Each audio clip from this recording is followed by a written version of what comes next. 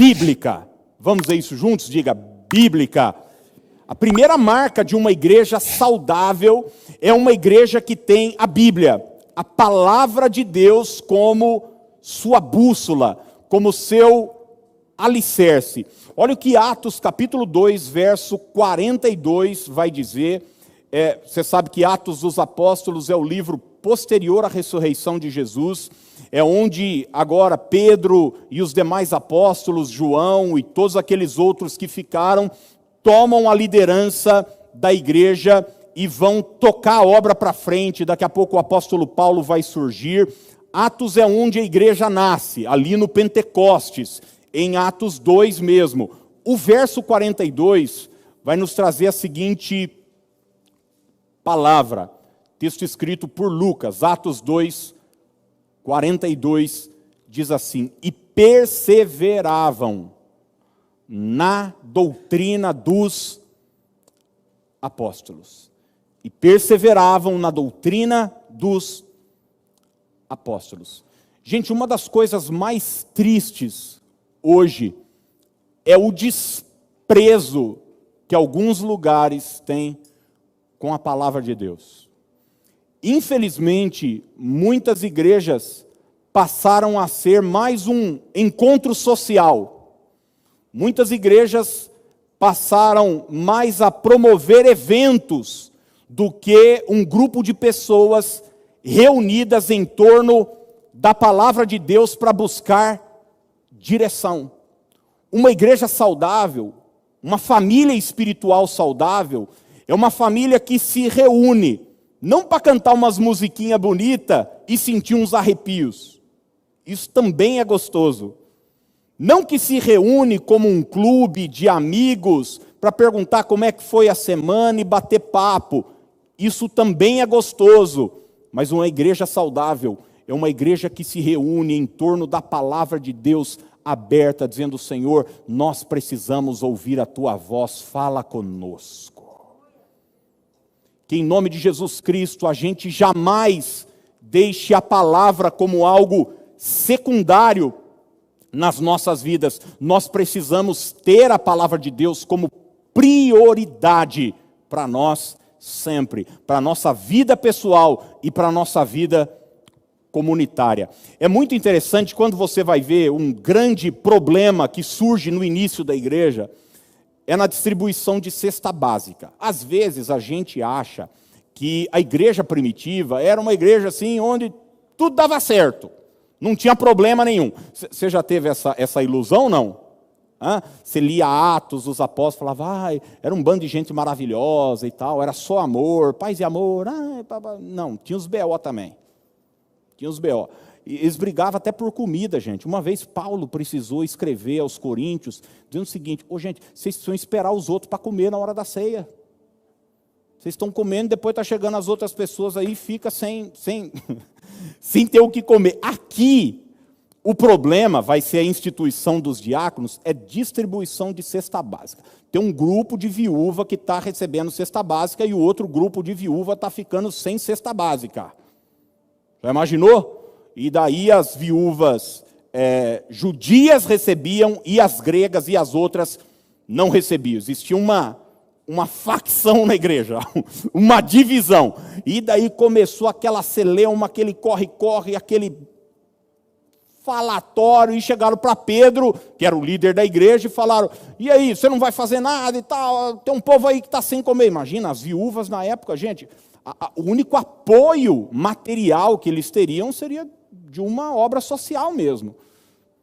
E daí Pedro toma uma atitude, e era algo importante, as pessoas não podem ficar sem comer. Mas Pedro diz o seguinte: olha, nós vamos escolher 7 homens, cheios do Espírito Santo, de sabedoria, gente que tenha boa reputação, e eles serão os diáconos da igreja. É eles que vão cuidar disso. Ele dizia o seguinte: porque eu não posso, como apóstolo, eu não posso, como líder dessa igreja, gastar meu tempo com distribuição de cesta básica. Olha só, que é algo extremamente importante. Eu não vou gastar o meu tempo com isso. Nós estaremos focados na oração e na palavra. Olha só, gente. Pedro colocou a palavra de Deus acima do alimento físico. Jesus Cristo, ao ser tentado pelo diabo, Jesus estava com fome, 40 dias sem comer, de jejum. O diabo disse para ele o seguinte: se você é filho de Deus, manda que essas pedras se transformem em pães. Você lembra que Jesus respondeu para ele? Está escrito: nem só de pão viverá o homem, mas de toda palavra que procede da boca de Deus. Ô, gente, tem coisas na nossa vida que são caprichos, a gente dá para ficar sem, ainda que a gente precise bastante. Por exemplo, quem tem carro sabe que depois que você tem carro é duro você ficar sem. Mas você se rebola e vai a pé, pega uma carona, chama um Uber, vai de ônibus, enfim. A gente se ajeita, mas sem comida é duro, hein? Como é que você fica sem comer tanto tempo? Para Deus, sua palavra é mais importante do que alimento físico. A Bíblia é a palavra de Deus. E uma igreja saudável, uma igreja alinhada com os propósitos de Deus, é uma igreja que terá a sua palavra como base e alicerce. É por isso que o diabo luta tanto contra esta palavra, porque ele sabe que a nossa vitória está na palavra de Deus. Sabe, quando Jesus estava pregando, depois, olha que coisa interessante, depois da multiplicação de pães e peixes, depois que o povo comeu, Jesus apertou o discurso, o que aconteceu com a turma? Começou a ir embora. Imagina você, tem gente saindo da igreja e tal, e era o que estava acontecendo. Jesus chamou a turma para a responsabilidade. Jesus nunca foi de ficar na mão de ninguém. Ele chega para os discípulos e falou: se vocês quiserem aproveitar que tem uma turma saindo e ir também, já aproveita já. Você se lembra o que Pedro fala? Pedro se levanta naquele dia e diz para Jesus o seguinte: Pedro tinha experimentado milagres extraordinários, Pedro tinha andado sobre as águas, Pedro tinha visto mortos ressuscitarem, leprosos serem purificados, mas o que chamou a atenção de Pedro naquele momento foi uma coisa só. Ele disse: para quem iremos? Só tu tens as palavras de vida eterna. Deixa eu dizer uma coisa para você. Nos momentos mais difíceis que você possa enfrentar na sua vida, e eu falo isso por experiência pessoal, não são as emoções que a gente sente que nos seguram de pé.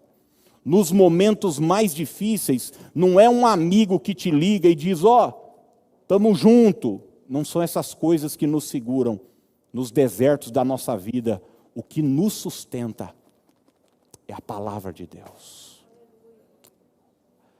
Oséias diz: o meu povo está sendo destruído, porque lhe falta o quê?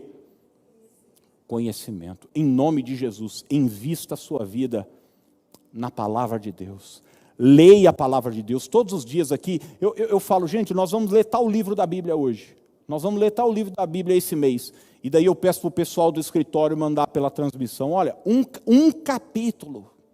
Sabe por quê? Porque infelizmente algumas pessoas nem isso leem por dia.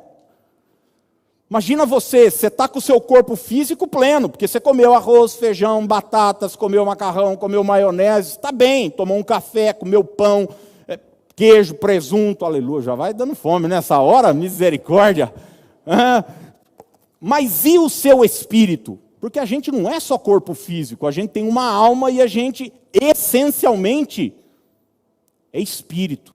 Às vezes o nosso espírito está fraco, porque está faltando palavra de Deus. Jamais deixe essa palavra longe da sua vida. E nós, como igreja, como comunidade, fazemos um compromisso diante do céu aqui. Nós teremos essa palavra como bússola para as nossas vidas. Não se trata do que eu acho, do que eu penso, do que a liderança pensa, se trata do que Deus pensa e Ele estabeleceu. E quando eu falo que uma igreja saudável é uma igreja bíblica, eu estou dizendo que uma igreja saudável é uma igreja só bíblica. Porque tem algumas igrejas que tem a Bíblia e daí tem mais um livrinho junto. Já viu isso? Não. Tem a Bíblia e tem mais algumas revelaçõezinhas junto. Tem a Bíblia e tem mais ainda o que apóstolo fulano de tal projetou para esse ano de 2000 e não sei o que lá. Tudo que nós precisamos é da palavra de Deus. A palavra de Deus nos preenche, a palavra de Deus nos sustenta. Maria, em Caná da Galileia, ontem eu fiz um casamento do Ângelo e da Ana Paula aqui da nossa igreja. E eu estava falando para eles no casamento. Maria se levantou naquele encontro em Caná da Galileia e usada pelo Espírito Santo, cheia de sabedoria, ela disse o seguinte: se vocês quiserem que essa festa de casamento continue, façam tudo o que ele vos disser. Maria disse o seguinte: o segredo da vitória está nas palavras de Jesus. Quando você for tomar uma decisão, busque a direção de Jesus Cristo. Quando você for dar um passo, busque a orientação de Jesus Cristo. Muita gente diz: poxa, Deus não está falando comigo. A pergunta que eu faço é o seguinte: você tem parado para ouvi-lo? Leia a palavra de Deus. Leia sistematicamente, leia de forma geral, ampla, panorâmica, entenda, pare, medite. Isso vai trazer saúde para a sua vida espiritual.